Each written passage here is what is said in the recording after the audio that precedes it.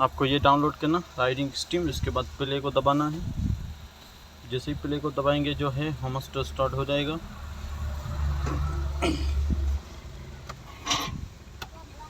इसको कंप्लीट करना है, इसको किस तरीके से खेलना वो आपको डिटेल से बता रहे हैं हम।